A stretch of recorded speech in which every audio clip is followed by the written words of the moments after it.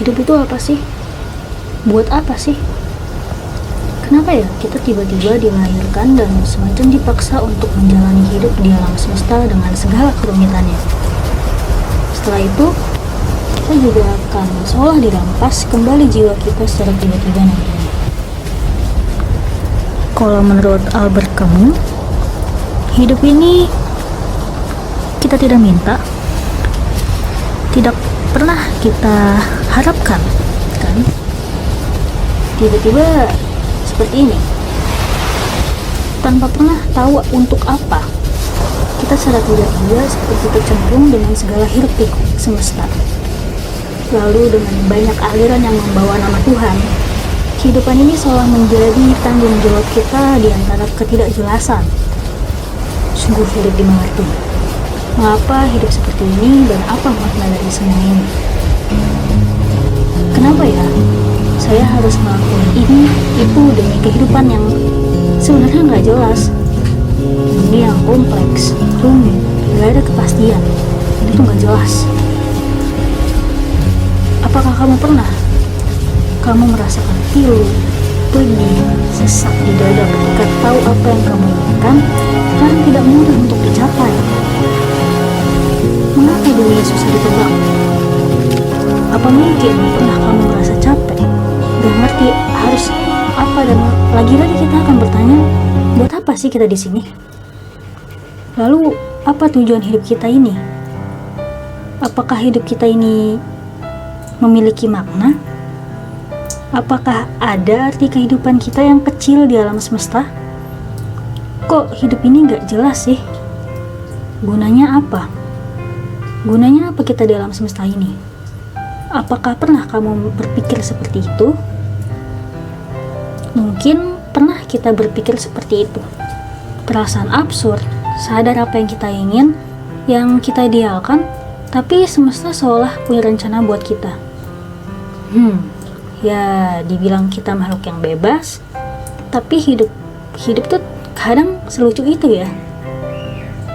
Kadang ada aja rencana semesta yang mengaburkan kebebasan kita. Kenapa kayak gini-gini aja ya hidup? Seperti muter aja gitu, gak jelas. Siklus hidup yang kita akan mati-matian belajar, sekolah, cari prestasi, punya target kerja, keinginan hidup yang layak, lalu kita menikah, punya anak, kemudian kita merawatnya, berharap anak-anak tumbuh dewasa dengan matang, lalu si anak nanti juga berpikiran seperti kita, menikah untuk kerja, lalu juga keinginan punya anak, dan seterusnya begitu. Siklus kehidupan yang biasa kita ketemui. Muter aja seperti itu, terus kayak gitu selama berabad-abad. Lalu saya berpikir kembali, tujuan kita apa di sini? Melihat pola yang seperti itu selama berabad-abad. Dan kita juga akan merasa ketegangan dalam kehidupan kita dalam setiap proses itu. Dan kita diminta bertahan, survive, dan mungkin kita akan merasa lelah. Kenapa ya kayak gini?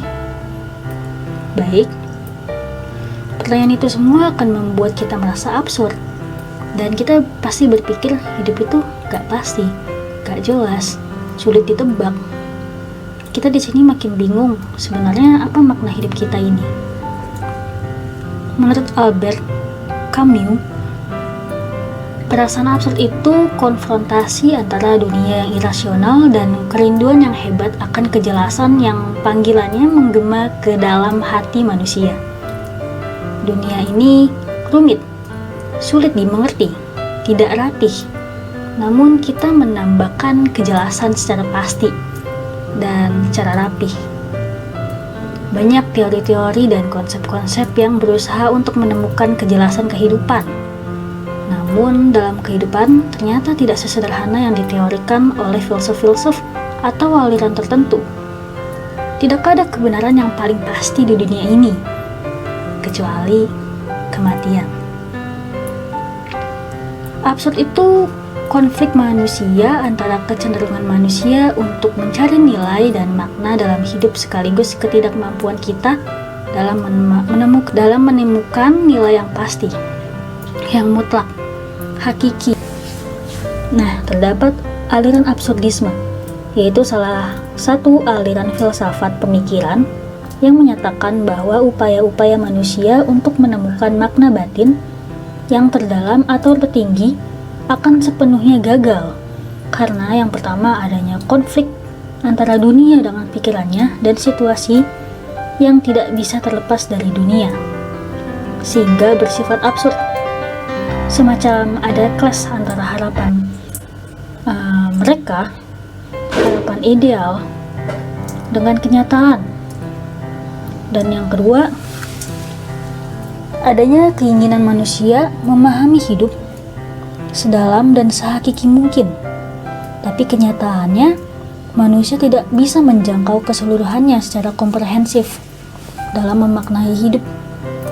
Kemampuan manusia itu terbatas dalam ruang dan berwaktu, sehingga kita kadang memahaminya hanya sebatas yang kita ketahui dan menganggapnya adalah hal yang benar, sebatas jangkauan wawasan. Manusia menginginkan kejelasan yang menyeluruh, sementara di lain pihak, telah menyembunyikannya dengan hanya menyajikan penjelasan yang setengah-setengah. Sehingga manusia terus ingin mencari tahu apa makna dari dunia yang masih banyak misteri ini. Terdapat quotes dari Albert Camus, "You will never be happy if you continue to search for what happiness consists of." Kamu tidak akan pernah bahagia kalau kamu terus mencari apa sih kebahagiaan itu. Karena selama kamu mencari, ya tidak ada yang jelas. Karena kebahagiaan yang hakiki itu nggak pasti, nggak ada.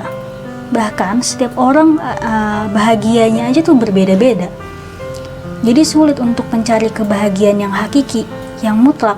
Ketika mencari kebahagiaan yang ada, kita udah pusing duluan gitu, kebanyakan mikirin. Lalu, you will never live if you are looking for the meaning of life. Sama aja seperti kalau kita sibuk memikirkan makna hidup kita, lalu kapan kita merasakan kehidupan?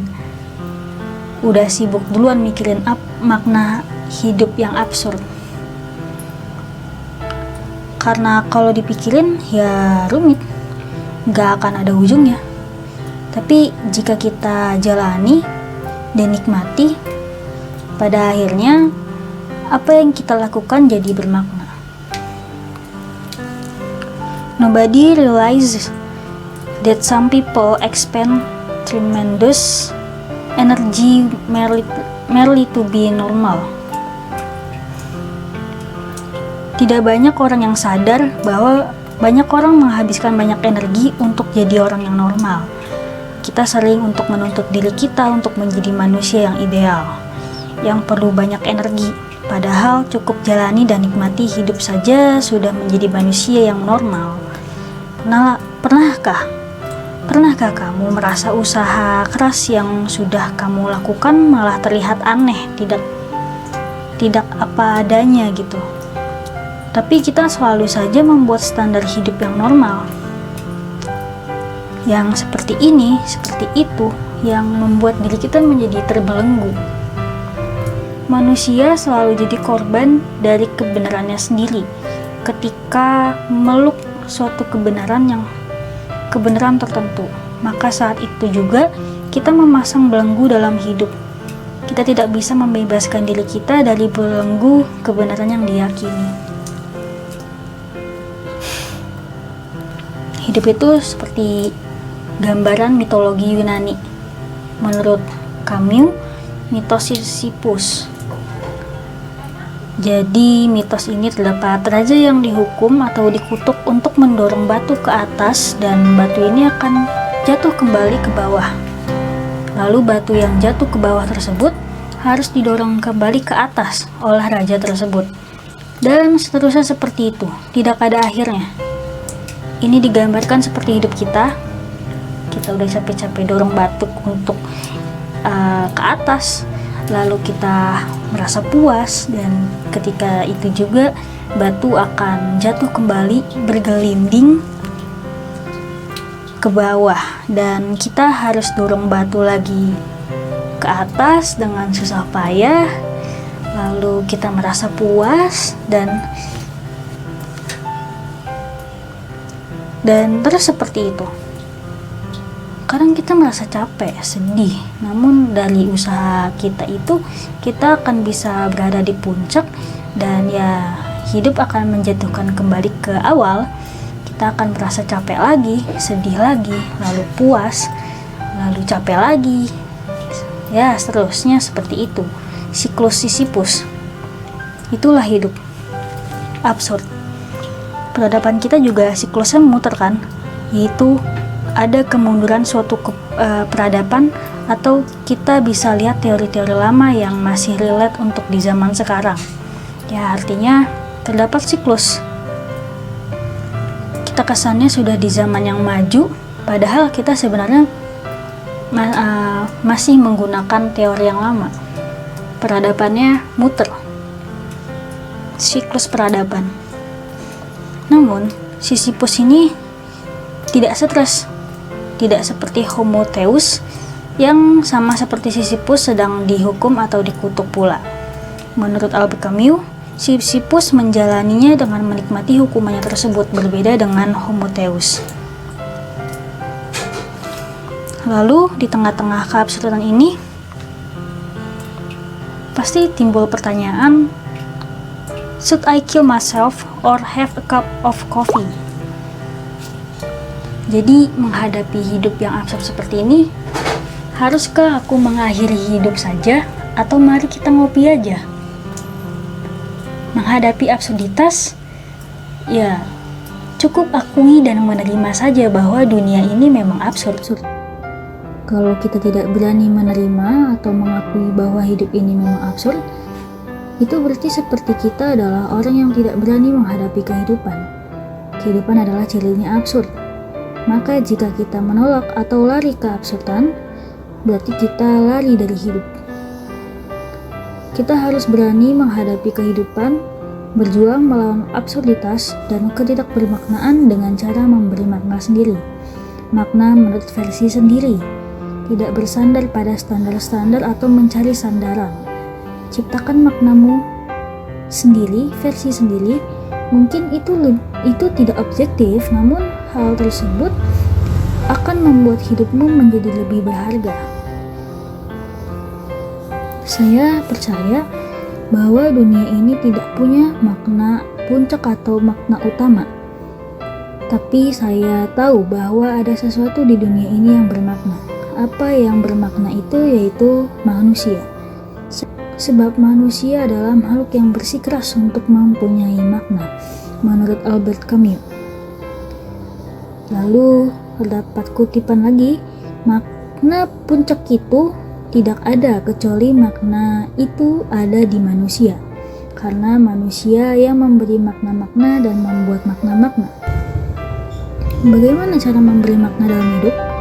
Kita harus bebas dari belenggu-belenggu yang selama ini menghalangi kemajuanmu untuk memberi makna.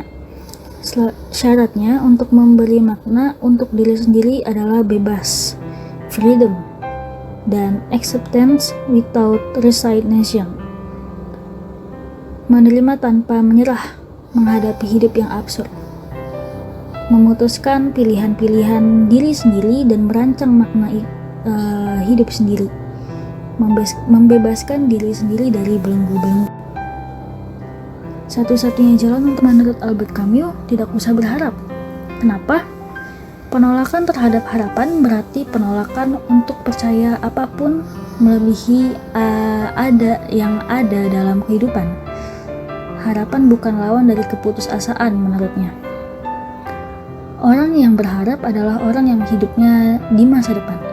Dia tidak hidup di masa kini.